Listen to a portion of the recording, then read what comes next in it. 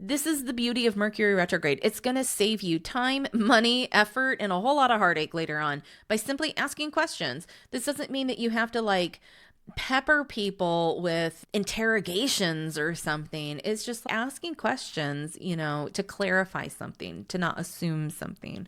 Asking questions just to learn a little bit more so you get kind of a more well-rounded picture of what's going on. And being a little bit more curious than you normally would be will help you lock in a better vision so you don't end up with vision fatigue, and it will also help you focus on the next right step. So they're all interrelated. And then your final pillar is water for your nervous system. We're talking about the Seven of Wands in the upright position. This is for healthy boundaries. You're going to be protecting your energy. You're going to say no sooner. And so this is where you can start preparing yourself for a really strong Mercury and retrograde season in your business. Having this start this week, the Seven of Wands upright, is going to be, I think, one of the healthiest things that happens for you this week.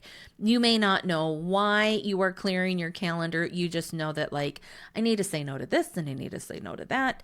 I've got a guide suggesting that to close your calendar down for anything that is not about somebody trying to work with you for like revenue generating purposes, and saying, my calendar's closed until the new year, would be a really great energy protective mechanism. It'll help you focus. They're also saying that just the idea of that kind of makes you want to vomit a little bit. And if that is you, and you know who you are, and that's probably a sign that you are overgiving things in a certain way, where to bring your energy back to yourself is really important. One of my favorite spiritual teachers is Carolyn Mace. She has this framework. She's a medical intuitive. And one of her things that she says for people is that, you start with sort of an energetic bank account every day. And a lot of people start in debt.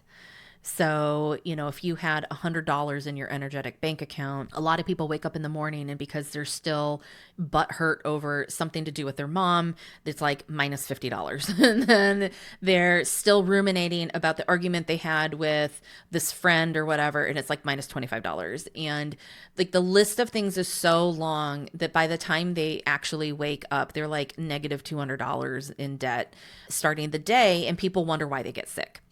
And one of the things that she works with or she has worked with clients in her past, is calling their spirit back to them. And I feel like this whole reading has this mark on it of like calling your spirit back. And she's like, your spirit's kind of a wily little thing. Like you'll be like, get back over here. And they're like, no, I don't think so. And you're like, I said, get back over here. And it's like, you might be having a negotiation period right now where you're like, I said, get back home. Like it is time to get back home. We need to do things at home. I don't need you wandering out there.